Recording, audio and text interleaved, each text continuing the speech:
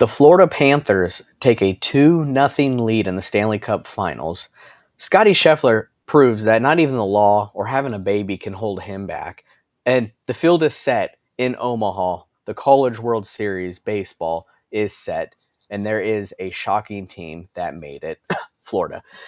I'm Matthew Raridan. I'm your host, and this is Total Sports Talk Beyond the Lights.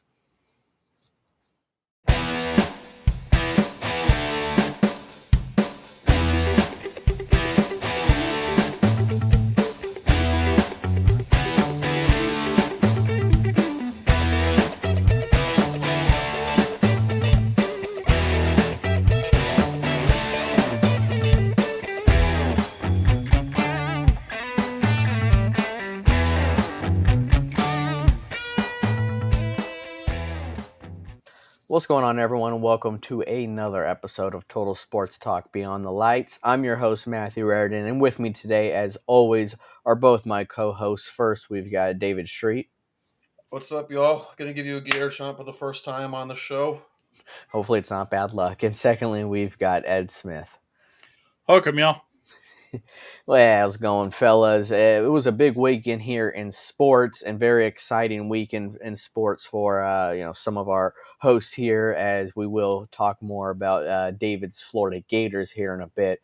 But I want to talk about another Florida team that David won't be too happy talking about here, but that is the Florida Panthers, as they are up 2-0 in the Stanley Cup playoffs right now, the NHL finals, and it may not really be a shocker to much. This is a very talented Panthers team from top to bottom, but so are the Oilers. I don't want to disregard their team at all, but the Panthers, the way that they've been playing in this Stanley Cup playoffs, really has shown you a team that really is just built to win this thing. They really are. The more I watch this Florida Panthers team, I'm like, my goodness, how were they not even able to win it last year, too? This is a very stout team that I think just has a lot of talent from top to bottom. And I'm not really shocked at all that they're up 2-0. And as much as I hate saying this, because we do have a buddy who is an Edmonton Oilers fan, is part of me wishes that I could have seen this Panthers team stacked against a healthy Dallas Stars team, because I really feel like this would make for a very intriguing Stanley Cup final. But it's not over yet. I don't want to, speak too soon, because Edmonton can turn this around as they go back home and tie this up just like that. So, but I want to turn it over to you guys here. Florida Panthers being up 2-0. David, is this kind of what you expected so far in this series? Yeah. I said before the series started that I thought the Panthers were going to absolutely dismantle the Oilers, and so far that is what we're seeing. And the biggest reason for that, and I think we're all going to be in agreement here, is Sergei Bobrovsky. Stopped all 32 of Edmonton shots in game one. Game two, he didn't see as much action because Florida tightened up their defense a little more. He only saw 19 shots and stopped 18 of them. But don't think that because the quantity of shots is small that he shouldn't get as much credit. Like he still has to stop those shots. And I've seen games where one team outshoots the other team like 48-17, but they still go on to lose 5-1. Okay, hockey can be strange like that. Sometimes. And you know, and I think it's so obvious at this point right now that Sergei Bobrovsky has to be the favorite for the Conn Smythe Trophy. He has to be. I mean, none of Florida's skaters or defensemen are even sticking out enough to warrant any Conn Smythe hype. And I think that can be looked at as a good thing, because it just kind of shows how balanced they are. I don't know who Florida's leading scorers right now. I think it might be Barkov, but whoever the leading scorer is has like 18 or 19 points.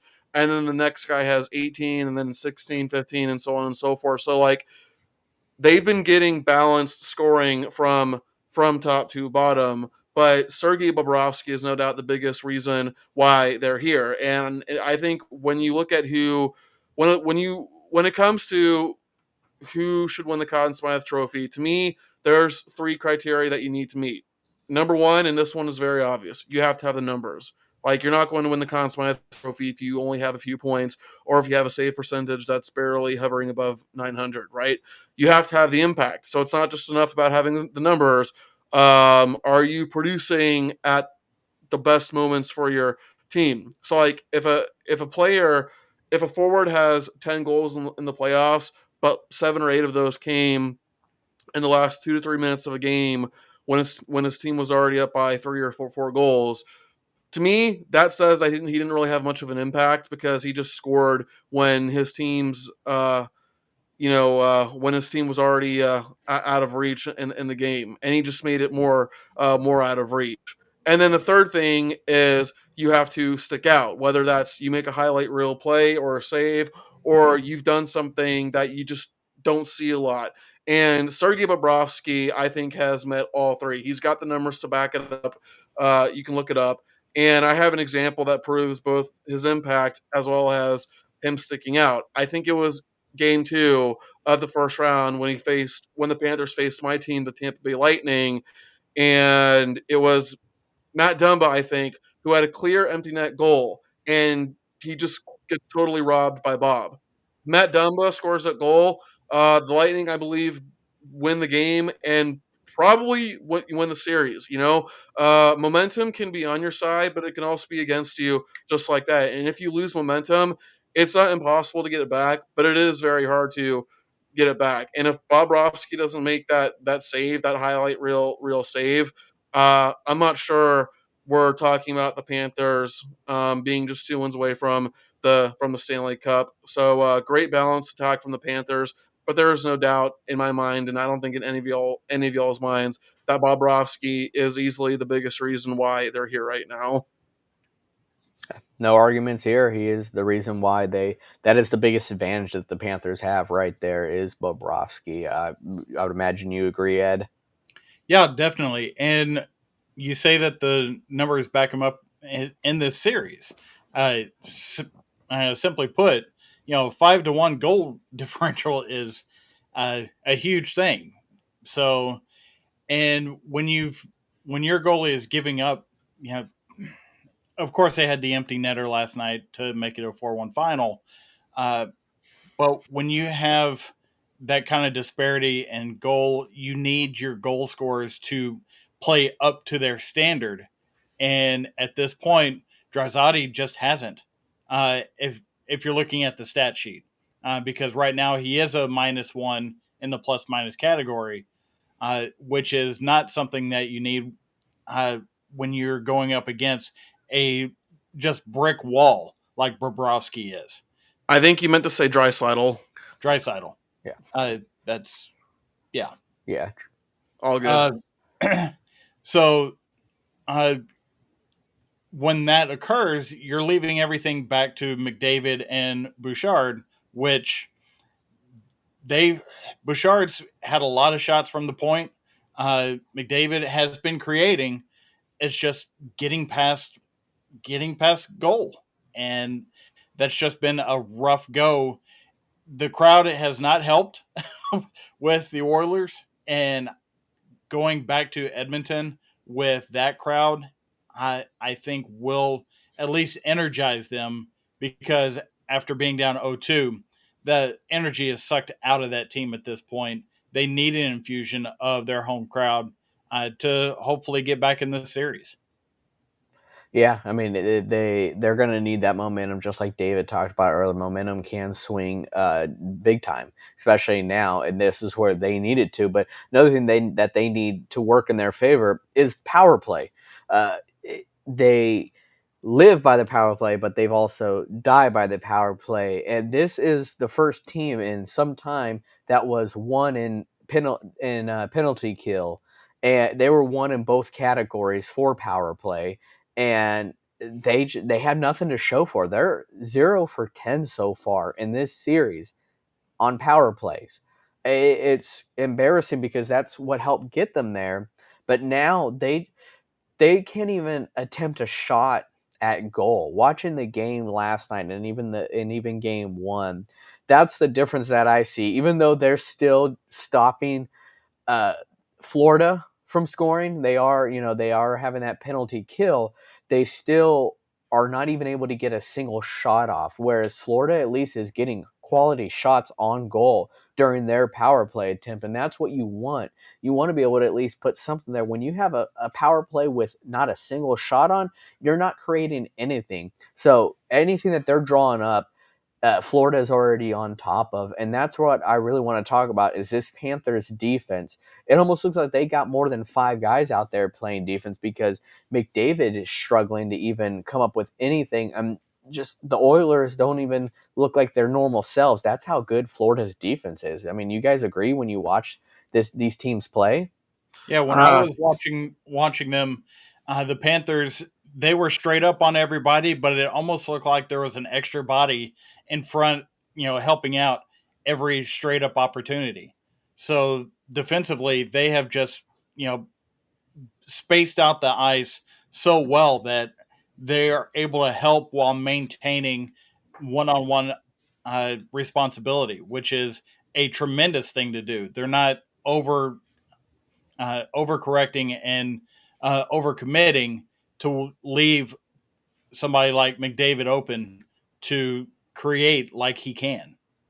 in my lifetime, in my years of watching NHL hockey, I can confidently say that this is quite easily the best team defense that I've ever seen. I mean, I don't think I've ever seen a team hold opposing teams to under 20 shots as much as the Panthers have.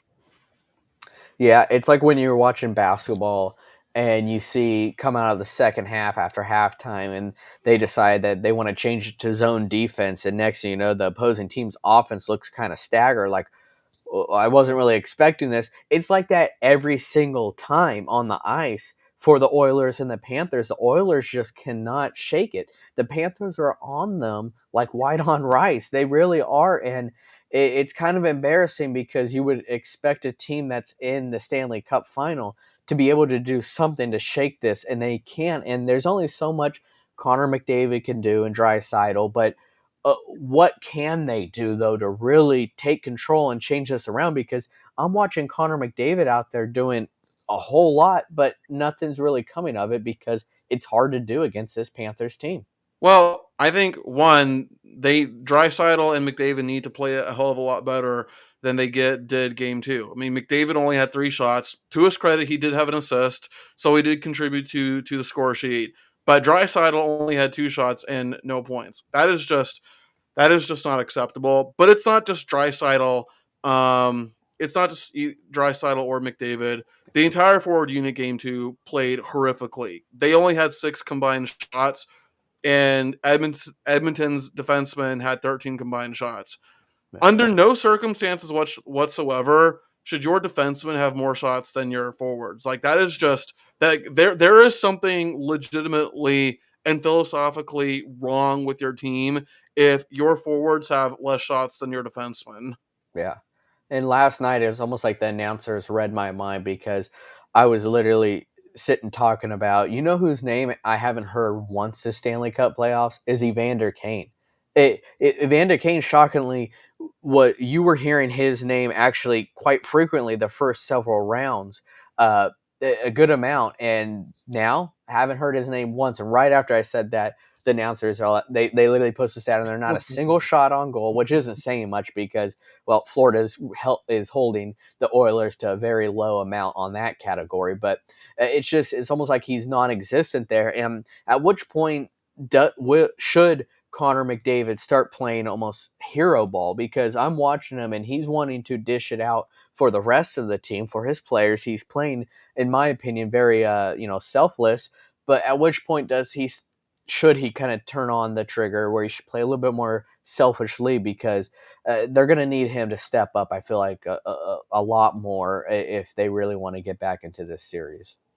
I would say it's almost the exact reverse of that, because the one touch passing is something that they were able to do effectively against Dallas. And I feel like the more McDavid plays a little hero ball, the tighter the squeeze is going to be from the Panthers defense.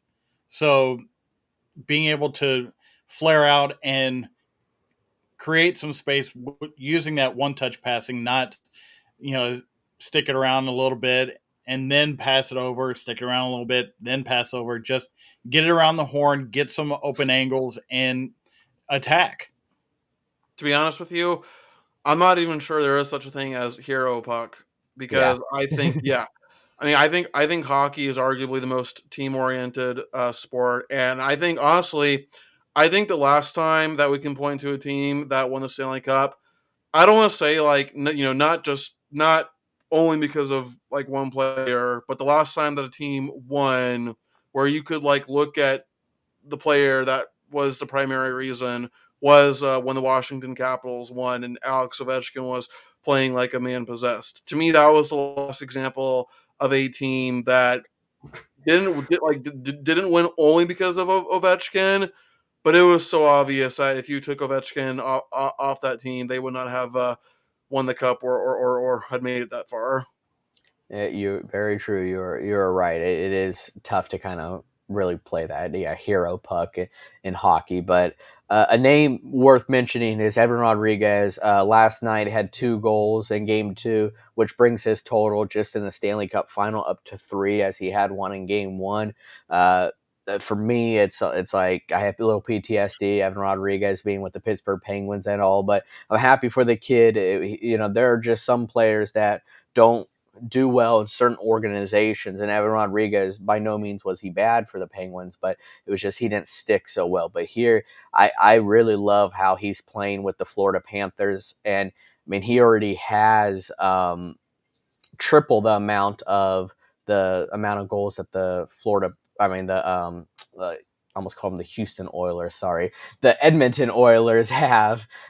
And that's just, I mean, he's playing great. It's really nice to see him doing that. So Evan Rodriguez is a name worth mentioning. Barkov, though, did he end up coming back last night, or was he out the rest of the game?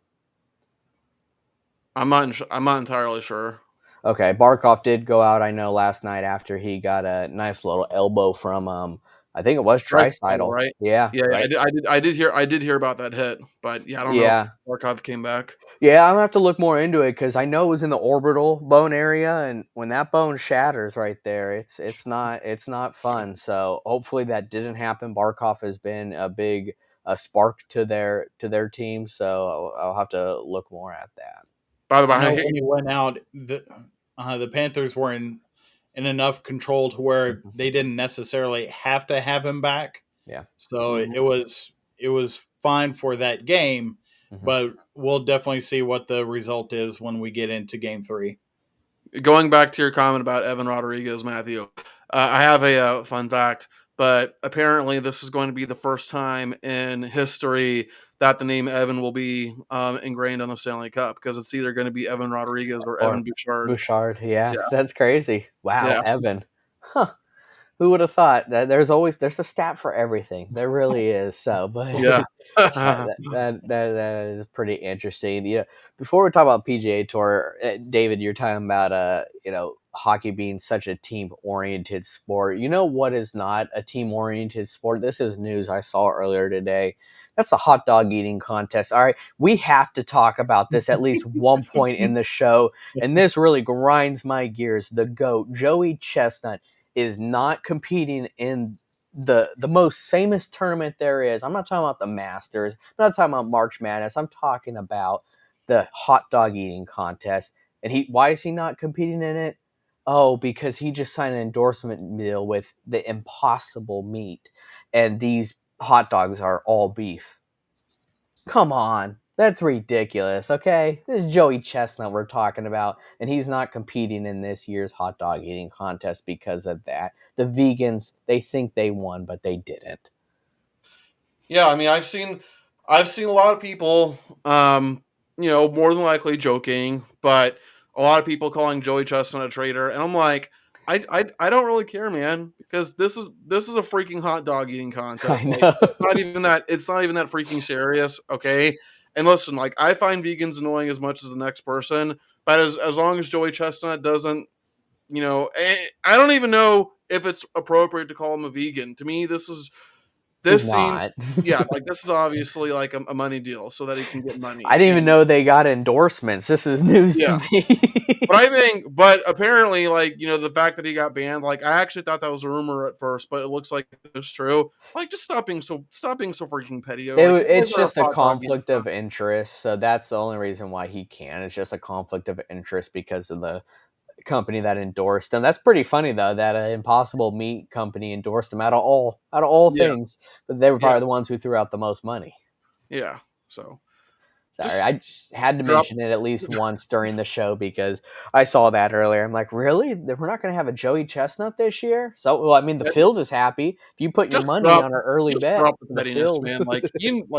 He deserves to be in the competition. If I were getting some sponsorship deal for doing stuff like that, it would definitely be heartburn medication. Holy cow. And life insurance. um, but yes, the PGA news: Scotty Scheffler wins the Memorial Tournament by one stroke over Colin Morikawa. If you don't remember, just a couple weeks ago when we talked about the charges being dropped, we said it on this show. Oh, yeah. If you're a betting man, I'm taking Scotty Scheffler at the Memorial Tournament. It's like you have to. And well, you guys should have probably listened to us because he might have made you guys some money. And he did win by one stroke, but a win is a win. He did look really good most of the weekend. I know he kind of faded off on the fourth and final day, but in the end, he did win, hoisting not only the trophy but his newborn son. It was a great sight to see, and well deserving. Scotty Scheffler he's the man. He's the guy that you're gonna consistently look up to either on and off the green, but he just is an amazing athlete at what he does. But Colin Morikawa, we need to talk a little bit more about him because he's really struggling to get over this hump. Colin Morikawa has all the talent in the world.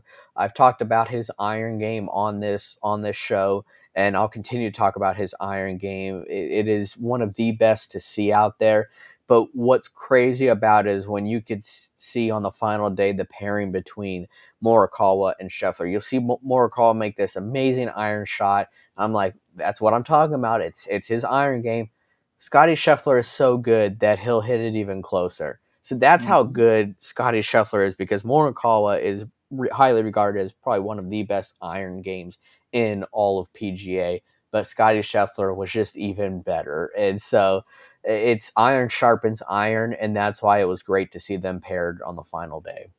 Yeah, and I Yeah, think and go ahead, David. yeah, just real quick.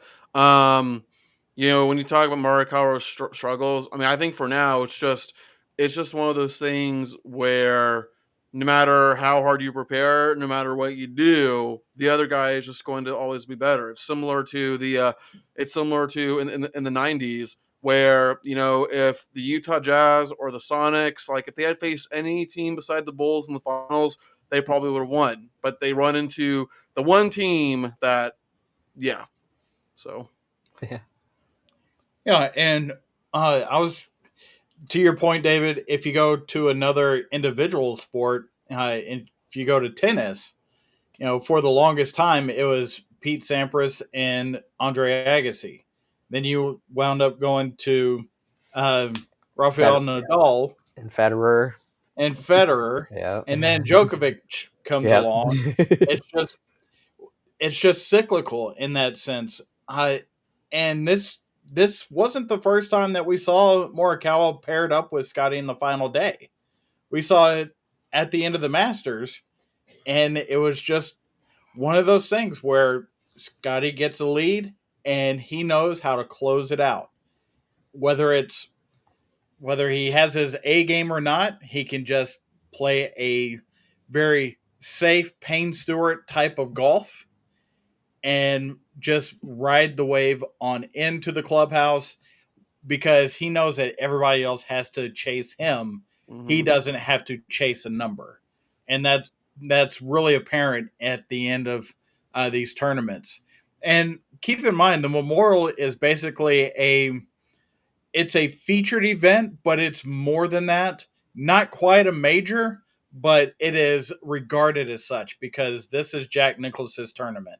That sounds And like That sounds like most soccer trophies, where it's like it ultimately doesn't like mean anything, but it's still a trophy at the end of the day. Like if you follow soccer, then like you'll know what I'm talking about. Yeah, and imagine the FA Cup versus the Champions League or Yeah, the exactly. Premier League trophy. Hmm. That's kind of where this tournament sits Yeah, in that regard. And it was great to see uh, Nicholas on the telecast breaking down each golfer one by one, all the way from uh, Oberg to Scotty to the kid out of Auburn that made the cut. I mean, he was able to look at all of those and really provide great insight for each and every one of them. yeah, Yeah, it was nice having Jack there. It really made it almost more personable. It was cool to see even on the final day where here he is on the broadcast and he said I'm trying to think what hole it was. It might have been the 15th where they end up moving the tee shot up, and he was like, "Yeah, they asked me if that's okay, and I gave them the okay." And I just thought it was so cool that that here they are going to Jack and all that, because this is his. And it was just a nice sight to see. But yeah, Morikawa, it's like, what does he need to get over this hump? Well, he needs to have a decent amount of lead going into the final day over Scheffler, because, like you said, if Scheffler has a lead, he has that way of putting that pressure on you, because he's going to find a way to coast through. So it's up to you to be able to have to get over that. You know who yeah, else used to do that a lot? Tiger. Tiger. Yeah, his leads were, yeah.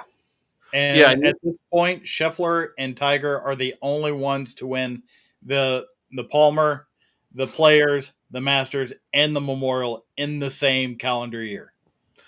I said before that that I believe Scotty Scheffler has become the guy in golf, and I feel just as good now as I did back then when I said it. It's he's given us plenty of reasons to. He really is. This is becoming Scotty's field, or Scotty, if you want to It's do. Scotty's tour. Yeah, Shoot it 'em. is. Shoot it. Scotty's tour, Scotty's world. Yes. Yeah, Yeah, it's getting to the point where is it Scotty or the field? Because those are the talks that are rumbling right now, because he is that good. He really is. And I know that we were very fortunate to see, a Tiger Woods before in our lifetime, who Scotty Scheffler is not there whatsoever, but Scotty Scheffler is making the right moves to be there, just like Ed said, with winning the Arnold Palmer, the Players, the Masters, and the Memorial all in the same year. The only yeah, other person to do that was Tiger Woods in 2001. So he is doing these things, and he's looking pretty damn good as he's doing it. Also, while having his first child, having some issues with the law, and he's still looking pretty damn good. yeah. Well, I mean, Absolutely. Tiger won his first Masters when he was 21. Like when I was 21, I still didn't know what I wanted to do. Uh, so yeah, I mean, obviously Scotty Scheffler is not Tiger, and he'll never be Tiger, but that's okay. No one will, and he is the clear cut best golfer in the world right now. Yeah, and one thing that you said it perfectly, Matthew. Scotty is not Tiger in any way, shape, or form. But one of the things that creates that aura that Tiger had was just how intimidated every other golfer was to Tiger. There was Tiger, and he was in a world all on his own because he was there to beat you. He wasn't there to play golf. He wasn't there to hang out with his buddies. He wasn't there to show the world how good he is. He was there to beat you. And there was nobody that was better at doing it. And as far as closeouts, he was, I want to say, he may have only lost one tournament that he did not go into the final round with the lead on. Hmm. So that is something that Scotty's, right in line with. And for Scotty going forward, he is showing the world they need to fear him because of how good he's playing, not because of the intimidation factor that Tiger brought, Yeah, but more because they know that they are not going to get past him, whether on the golf course or physically. The guy is huge. Yeah. Yeah, I mean, let's be honest. I mean, Scotty will. You're right. I agree with you that Scotty will never have the intimidating presence, that intimidating factor the way that Tiger did. Because if I recall correctly, Tiger was a legit jerk to people. He was not nice whatsoever. Scotty might be the nicest guy on the planet. Now imagine how good. Imagine how much better he would be if he actually did turn into a jerk, and he's already great enough as it is. Yeah, back then when Tiger busted out the Sunday Reds, there was that intimidation factor. It was, if you're seeing Tiger wearing those Reds on Sunday, you might as well go to the clubhouse early because he's Yeah. taking this. So there was that intimidation factor. Whereas Scotty, it's more of, you go out there, you're going to see him smile as he's hitting an eagle.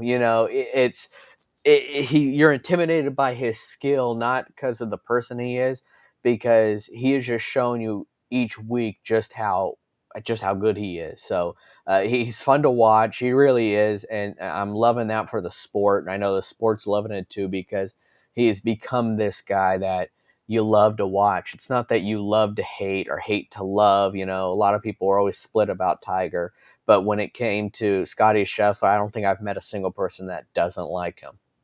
Mm-hmm.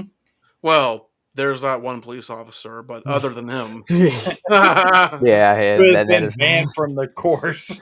good. I'm starting to think it was like a Shooter McGavin situation where someone paid the police officer, just like in Happy Gilmore, where he paid the guy to hit him with the car.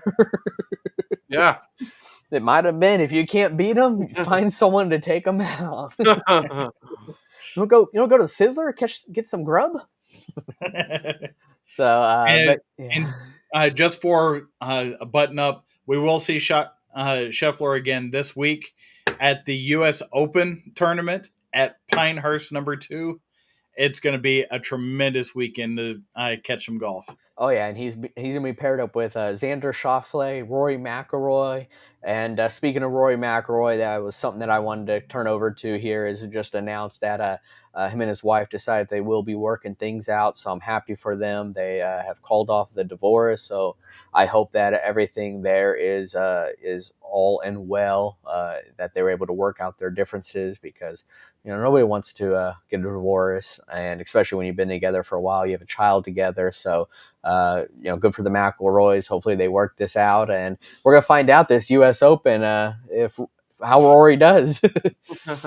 If he tanks, then maybe he needs to go back to that divorcing because he was hitting it well the week that was announced. Yeah, it was kind of crazy how that works out. So we're gonna find out this week.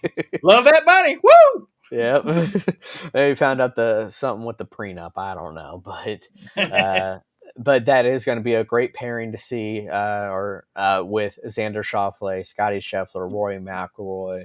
You're seeing a lot of accolades there. But speaking of accolades, college baseball, Omaha, it is set. But before we talk about that, I wanted to turn it over to David here to talk about a big coaching hire in. We'll talk about the South. Yeah, so if you follow college baseball, then the name Pulmonary might sound familiar to you. He was very very successful at LSU after he took over for Skip Bertman. Did he take over for Skip Bertman? I know he was at least there after Skip Bertman, and he led LSU to a College World Series title. And I actually learned this. Shout out to Matt Moscona for this. But apparently, only two teams in history were a national seed for what was it? I think it was 4 or 8 consecutive, like a certain number of years. I can't remember the exact number, and it was Stanford and LSU under Paul Mainieri. So somewhere in that 4 to 8 range. Well, the South Carolina Gamecocks just hired Paul Mainieri, sending shockwaves throughout the entire college baseball world. Now, listen, okay? Paul Mainieri is a Hall of Famer. Like, you look at his resume, and it's stacked up there with the best. I mean, I already said that he has a World Series title, a College World Series title. He's led LSU to multiple trips to Omaha. I mean, some of those LSU teams were probably some of the best teams that college baseball has ever seen, despite the fact that, again, he only has just one title to show for it. But it's so hard to win a title in college baseball. South Carolina has kind of fallen off the map a little bit. Like there was a point about 10 years ago when South Carolina was the crown jewel of college baseball. They won back-to-back College World Series championships. They were the first college baseball team to ever win 10 straight postseason games, and they actually came very, very close to winning a third straight title, but they got stymied by or stymied, you know what I mean. They got beat by Arizona, and so their quest for a third straight title was denied. And they recently fired Mark Kingston, who, like wasn't terrible. I mean, he did lead them to the Supers last year, um, but obviously South Carolina felt that they weren't really going anywhere with them, and I don't think you can blame them. I wouldn't put South Carolina in like the same tier of college baseball as teams like Texas Ed or LSU, those teams.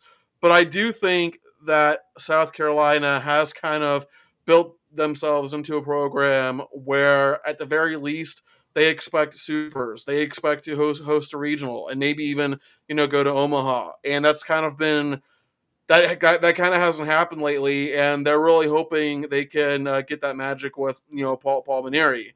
But I think it comes with some risk. I'm not sure Paul Maneri is the same coach he is today as he won back then. He hasn't won a title in quite some time. He did lead LSU to the national championship series in 2017 when he lost to my Gators, but I'm not really sure that Maneri. I'm not saying that he doesn't know how to coach anymore, but I think with the way that college baseball has been going, I mean, there is a reason partially why LSU moved on from Maneri to Jay Johnson, who is about 20 years younger than than Maneri. I mean, Jay Johnson just attacks the portal every single year, and that was a huge reason why LSU won it all last year, because they got guys like Paul Skeens and Tommy White out of the portal. And given Maneri's age, and from my understanding, his, I don't want to say unwillingness, but just sort of his hesitation when it comes to the portal. I'm not exactly sure how things are going to go, but we'll see how it turns out. I don't think it's a bad hire, but I don't think it's a splash hire. So I would give it probably a B minus at best. So he's like the Debo of our Dabo Sweeney, sorry, of the college baseball coaches. Yeah, yeah, you could say that. Yeah, no, I mean that is a big pickup there. I mean, the SEC continues to get stronger and stronger. It seems like, and you're gonna start seeing a trend here as we start talking about some of these teams here. So pay close attention as I talk about the teams remaining that are now going to Omaha, which takes place. It starts this weekend, right? Friday night. We have North Carolina and Virginia. I'm gonna go over all the teams, and then we'll go more of the stats. So you have North Carolina versus Virginia. You have Tennessee versus Florida State. You have Kentucky versus NC State, and you have Texas A&M versus Florida. So to go back to the beginning here, North Carolina and Virginia. Uh, what are you guys expecting in this matchup here? ACC teams and all. Eh, eh, Pitching. What are we exactly looking for most? You think in this matchup, Ed? I'm looking to see if UNC can hold down the Virginia Bats, because UNC seems a bit tougher on the mound than what Virginia is. So it's it's going to be one of those: is it good pitching that beats good hitting? Is it good hitting that beats good pitching? And that's so it's kind of a coin flip at this point, because they seem fairly even, but but they're both, there's not really a calling card that is so out of whack across the stat line as you compare these two teams. I mean, you're talking about uh, an OBP of 429 versus 409. Not a whole lot there. An ERA of 573 for Virginia versus 530 for UNC. A 430 for UNC. That's that's really where I would expect UNC to maybe do a little better and to maybe hold Virginia down and get out of some tough spots, because that's how you get that kind of ERA in college, is by having getting out of some of those tough situations, not walking batters, not doing the thing where like A&M did, and we'll talk about them later, in the super regionals, wound up scoring 7 runs on 2 hits. I mean, that was a ridiculous thing that night. But for this one, I would expect UNC to uh, eke out and win, but I do anticipate it being a tighter ball game throughout. Yeah, and I think for me, and this is probably going to be something that I repeat quite often for the rest of the show. But just look at how clutch UNC's hitters have been. You know, I think they scored six or seven runs. I think bottom of the ninth inning against LIU, and then against LSU they scored the game tying run in the ninth, and then the game winning run in the 10th to put away the Tigers. And also, like when I'm looking at both teams, I mean UNC to me is clearly the better team, but as far as hitting, well maybe not hitting, but as like they're the more balanced team, because their ERA, their pitching, I think is much better than Virginia's. Now, I think the one big advantage that Virginia could possibly have is their head coach Brian O'Connor. This is his, I think, 21st season with them, and he's taken them to Omaha plenty of times. And for Scott Forbes, the head coach of North Carolina, I believe this is his first time ever as a head coach going to Omaha. So Virginia may be the worst team statistically, but I think they do have an advantage at least when it comes to the head guy. Yeah, and clutch hitting is very important right now in this tournament because we saw over the weekend the biggest and best hitter in college baseball. He couldn't do anything. If you watch the Georgia series, it was not what you were really expecting when you saw Georgia offense and Charlie Condon with what they did for most of the year, and all eyes were on that when you were talked about as being the number one prospect or top three prospect of MLB. You really want to see you kind of live up to those numbers and especially be clutch. And if you can't, then things ain't looking the best and your team's out of it, just like Georgia is. But that's why when you talk about the clutch hitting that North Carolina's having right now, that is something to really keep an eye on this tournament because sometimes when the lights aren't shining on you the most, some people don't show up. And if you could show up in this tournament, you're going to go far. So North Carolina is a team to look out for. And then this next game, Tennessee and Florida State, I think a lot of eyes are going to be on this series. So the lights are shining real bright on this series, and I want to just talk about some of these key numbers as a team, just how close they are. Batting average, dead set, 314 apiece for both teams. That's how close they are. Their on base percentage, 412 for Florida State, 422 for Tennessee. ERA 4.84 to 4.17 for Tennessee. It is really close when you look at those numbers, and Tennessee being the number one seed in all overall seed, they're always going to have that tension on them. But what Florida State did to that UConn team, you would have thought it was a football game this last weekend. That's how embarrassing it was. And this is going to be a fun series to watch, a real fun series. I know you guys are going to be watching it as well. But if you guys are out there and you aren't watching this, I highly recommend this series. I recommend all of them, in my opinion. This is Omaha. This is one of the most coveted tournaments in all of college sports here, Mhm. taking place now in Omaha this now weekend. This is where you should be watching if you haven't already. But this one especially between Tennessee and Florida State. Yeah, I mean, I think I think this is clearly the best matchup on paper. I think that's something that we can all agree on. When I look at both teams, I mean, Tennessee is very clearly the best team in the nation, and it's not just because of their record, but they're the only team in the nation to be top three in runs scored and ERA. And the Vols also might have the best player in the country that nobody is talking about. Like for as much grief that we Florida fans give to voters and writers and all that for I mean the fact that Cags wasn't even a Golden Spikes finalist is a freaking joke. But at the very least, the general public at least acknowledges how good Cags is as a player. I don't think anybody outside of Tennessee's fan base acknowledges Christian Moore's existence. I mean, people at least acknowledge Cags. Nobody, nobody outside of Knoxville even knows that Christian Moore exists. Um, but he's been superb for them. He's got 32 home runs, which I think is third in the country.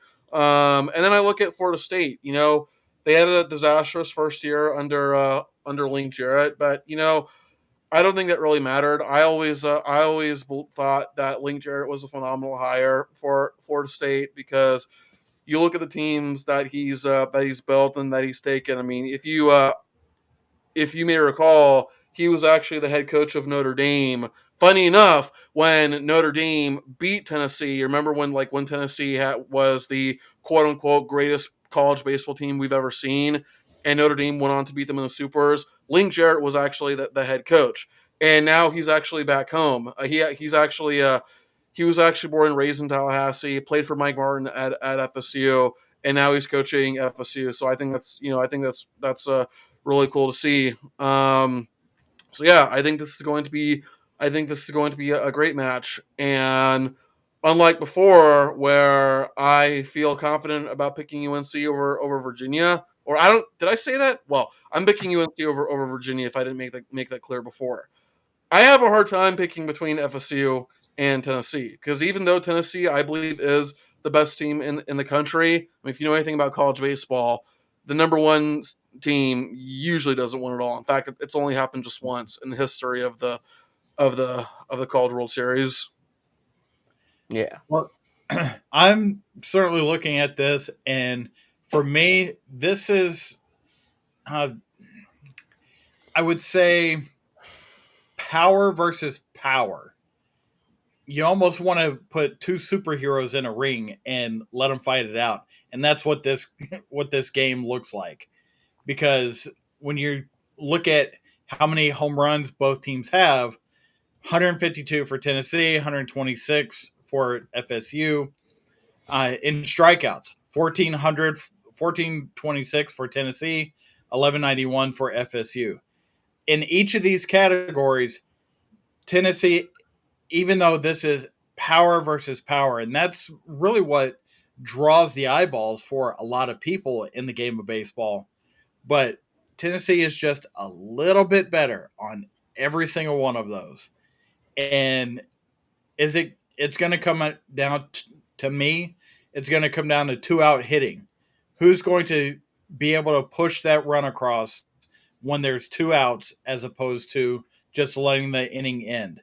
And that is going to be the difference maker in that. I would anticipate Tennessee to be able to do it, but Jamie Arnold is more than likely going to be the game one starter for the Seminoles, and he has just been lights out for them throughout the season. He has been a huge reason why the Seminoles can go into a series confident that they can win one out of two because they've already got Friday night taken care of. Yeah, and usually when you have such a close matchup, a metric that's usually used is Or the opponents faced, and you look at their opponents face, they're in the freaking tournament still. That's one thing that we're gonna talk more about is you look at Florida State being in the ACC, who they played, conference wise. Oh, they're still in it, and then you look at Tennessee, the same thing can be said. It's just crazy how well represented both the ACC and SEC are. But uh, this next series is pretty much the opposite of that. This is lack of power. When you look at the stat sheet on this Kentucky versus NC State, it's not going to blow, your head when you see the batting average and you see the home runs, because quite frankly, it's a lot lower than this series we just talked about. And you say, all right, well, maybe it's more about their pitching, but their team ERA is not too shabby either. I mean, NC State with a 5.97 ERA versus a 5.23 in Kentucky. So, what are these two teams doing that's really got them here? Is it their clutchness? What would you say that's really helped NC State and Kentucky get here? I would say it's their defense more than anything else. Uh, Kentucky picking up Mitchell Daly from Texas to run the hot corner has just been a phenomenal move on their behalf. And he actually had a great play this past weekend that saved probably 2 runs uh, that helped them get over the hump for this past weekend and get out of a possible crooked inning that could cost them the series.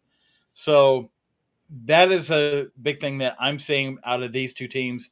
It's timeliness, it's defense, it's nuance, which baseball is all about nuance.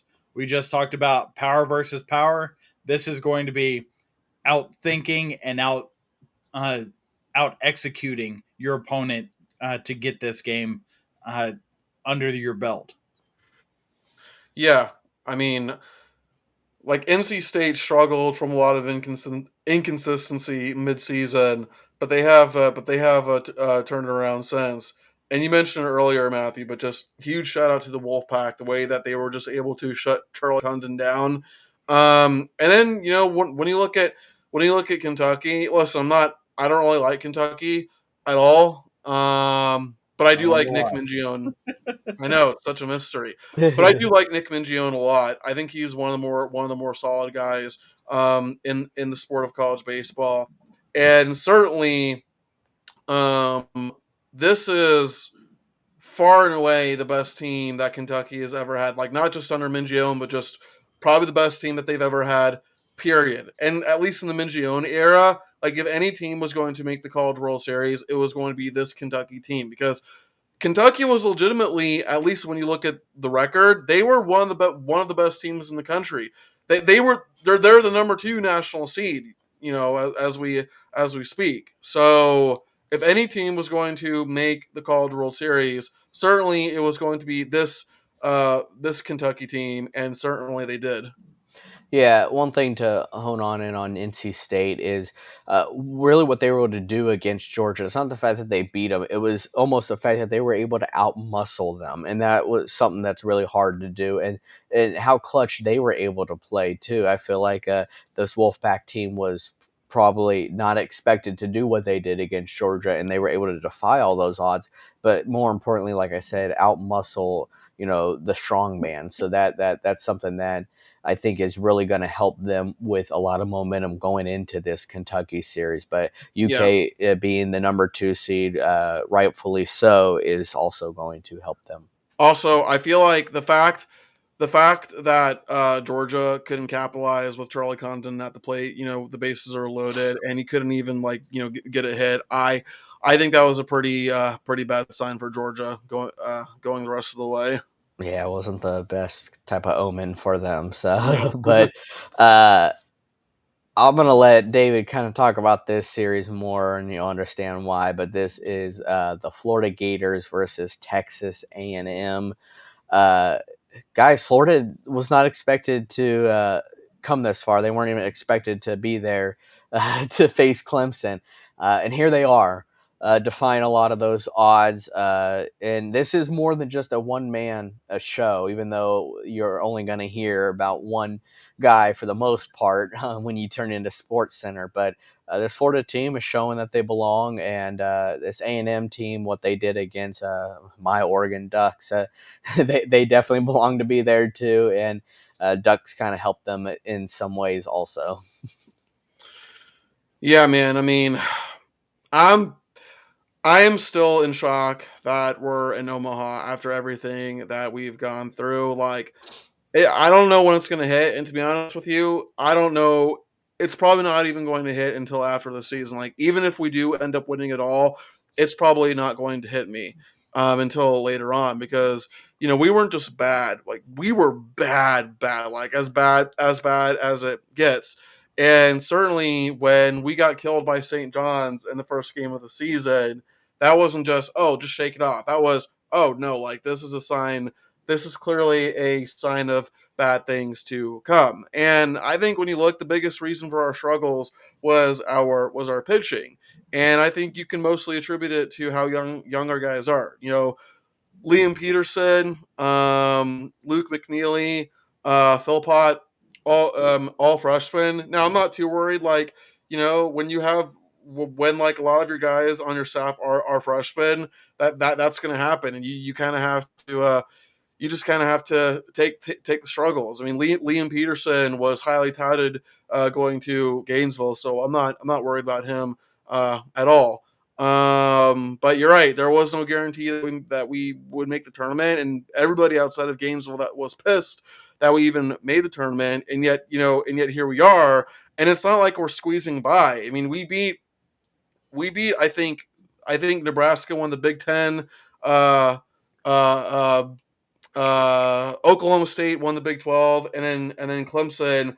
I don't know if they won the ACC or not, but they were a very good team. Like we've been facing very good teams along the way, and other than the 11-10 thriller to get us to Omaha, all of our wins in the tournament have come in convincing fashion. I mentioned the pitching earlier. I think our pitching has gotten better. I still wouldn't say it's great, but I think now it's gotten to the point where when we have a lead, then you can trust the guys to close it out. Again, not counting the 11-10 the 11-10 thriller. And also there's a part of me that feels like us making it isn't that surprising because you have to remember we were the preseason number 2 team coming into the season. Now it's easy in hindsight to say, oh, we never should have been the number 2 team, but we were just coming off a national championship appearance. We were returning guys like Jack Caglione, Cade Kurland. We were returning a lot of talent, and to me, the fact that we're actually on a hot run right now tells me that we massively underachieved during the regular season, and we're showing why we were the preseason number 2 team to come in. Yeah, this Florida Gators team, very impressive against Clemson. That was one heck of a series, and that 11-10 thriller was a game to watch. You saw things offense and defensively. That catch in center field was by far one of probably the best catches I've ever seen. And at a moment that needed it to happen the most, that's what makes it even better. There was one more thing that I actually forgot to mention, but I Yeah. said before that that I was going to be talking about clutch. Well, Michael Robertson with the walk off with the walk off winner. Fun fact: prior to that game winner in that season, with bases loaded, he was 0 for 7 hitting with an RBI. 0 for 7 hitting, and listen, man, some guys are built for June, and when it comes to college baseball, when it comes to the tournament, it's all about who can step up, who is going to be your hero, okay? Who is struggling but is going to turn into the hero, right? Like some guys are built for June. He was due and then some, being 0 for 7. So good for him and good for the Gators team. Ed, what are you seeing on the Texas A&M side coming into this series? This is a Schlossnagel team, hands down. This is a team that pitches, they don't make mistakes, and they force you to do your best to beat them. And they will take advantage of every opportunity that you give them. And you know exactly what I'm saying, Matthew. After this past weekend, Texas A&M, they will hammer you if you let them get any momentum, get any extra outs out there, anything that allows for uh, them to push a runner 90 feet or 180 feet. It doesn't matter. They will take advantage, and I, especially in those clutch situations, that is the Schlossnagle program. It's very much in the Augie Garrido vein of you are not going to beat us, uh, and nobody on our team is going to have us beat ourselves. So when with Florida coming in, riding high with all the momentum in the world, David, if the Gators uh, do not play up to the level that they took to get here, and let it slip at all, they're not going to get out of this game alive. Well, I don't, I don't want people to pick Florida. I mean, I was talking to Matthew about this before we started recording, but I hate how it seems like everybody's picking Florida. Like, no, don't jinx us. No, no. Leave us alone. I mean, it if it was within my blood to do the hand signals for A&M, I would, but I would be puking on camera, so they that's not going to happen. they Yeah. may be the Texas A&M Aggies, but they're pretty much like the Sharks. When there's blood in the water, Mhm. expect them to attack, and that's what they did Yeah. against this Oregon Ducks team. And they've been doing that. And I would expect them to do that in this series too. Should Florida shoot themselves in the foot, expect this A&M team to capitalize on it because that's what they've done all year. Yeah, and Uh, just there we you got go. sorry, You go ahead, like David. yeah, real quick about the Aggies head coach. I mean, I think we all know how good Jim Schlossnagle is. I mean, he led TCU to 4 or 5 straight College World Series appearances. Like now, he may not have a national title to his name yet, but taking your team to the College World Series is hard enough. Taking them to Omaha consecutive years is just like it's almost impossible. And as a fan of a team that went to Omaha so many times and then we were absent for 4 or 5 years, now we've gotten back. I don't think people realize how hard it is to get to Omaha until you actually get there. Very tough. It's no easy feat whatsoever. Which brings me to my next question: Is who so far is the biggest surprise? Is it a Florida Gators team getting here? Is that no surprise to you at all, or is it this NC State Wolfpack team with what they were able to do against that powerhouse of a Georgia team on offense? Guys, are you is it going to be unanimous with Florida? I mean, I'll take the Wolfpack in this because they took down the national seed Georgia with one of the best players in the country and really just kind of maneuvered their way into this College World Series. It's a huge surprise for them to make it this far, given the road that they had to come to get here. With Florida, as you said, David, Florida was highly ranked as a preseason favorite. So, should we be that surprised that they finally play up to the standard that they had anticipated to begin the season? I I agree. don't I know what agree to with do. you. No, I don't I know what I to do. agree with So you let's go 100%. with the Wolfpack. No, I agree with you 100%, Ed. I think the way that we're performing shows that we massively underachieved in the regular season. So I mean, I'm still gonna take Florida because at the end of the day, preseason expectations or I know, shocking, right? Well, preseason expectations or not, we still did horrible in the regular season, and there was no guarantee we would even make the tournament. So that's why I'm taking Florida. But certainly, I don't blame anyone for taking NC State, especially when you consider the fact that we are basically playing like how we should have been playing all along. Yeah, I mean that's a great point right there because Florida, uh, although they did not live up to those expectations whatsoever, they did represent it last year by going to the finals. They did. Everything that they can to become that preseason number two team. And they did not look the best during regular season, but here they are. So I think that is a big surprise because they weren't expected to be here. But then once they have been here, that's when you start realizing, all right, well, this team did, they did make it last year, and they were highly ranked going into this year. So maybe that's why this NC State Wolfpack team they are here, but they weren't really expected to do this, especially what they did to that Georgia team fully. So it's kind of up in the air, but I feel like when you look at it from an obvious standpoint, this Florida team should not have been here. But here they are, and now I could see why they can make a run for it.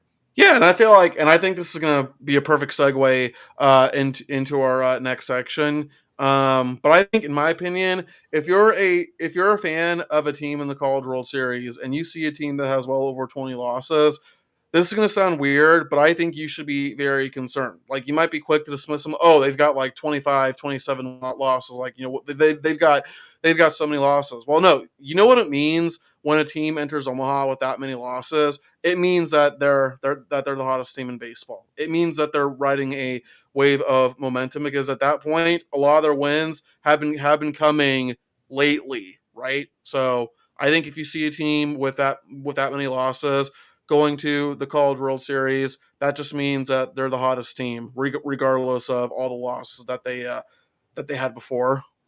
They're winning when it matters most, and that is Exactly. something to pay attention to. So yeah, at the end of the day, it's who do you got? Who you got winning this all here? If you have not been paying attention, it's only represented by two conferences, and that's the ACC and the SEC. So take a little bit more further look at that. Heavily represented by both, but at the end of the day, only one team can win it all. I don't know if you guys want to predict right now who you got, or if you want to give an early prediction. But feel free if there is a team that you have in mind that you think is really going to ride this wave the whole way. Well, I will not be responsible for jinxing my own team, so I'm going to take the I'm going to take the Aggies over the Tar Heels. So I'm taking Texas A&M to win it all. You're supposed to say Florida State, David. Then it would have just been even better. Oh, I know, and I actually had thought about that, but yeah. I am going to make a pre-College World Series prediction that we're going to get Kentucky, UK, not KU, Kentucky over Florida State in the final. Damn, I was that close. That was that close, Ed. I've got Florida State over Kentucky. So I can see where our heads are at, though, there. And yeah, may have to make a little side wager here. But yeah, Florida State over Kentucky for me. So those are early predictions right there. As you know, things could change, and we may have to change our predictions as it goes. But we'll take those predictions for now. But yeah, at the end of the day, we're going to see if the SEC or the ACC rules in college baseball, because it is going to be one of those schools that does take it. So pay attention to that. But that's about all we have today, folks. We appreciate you tuning in. If you continue to do so, hit that like and subscribe button. Share these videos. Also, represent in the comment section of how your opinions are, how you feel about certain things, and just let us know how we're doing. But I look forward to hearing what your opinions are on what's going to happen in Omaha and how things are going to go in the NHL, if the Oilers are going to change things up. But until next time, guys, we are rounding third and we are headed for home.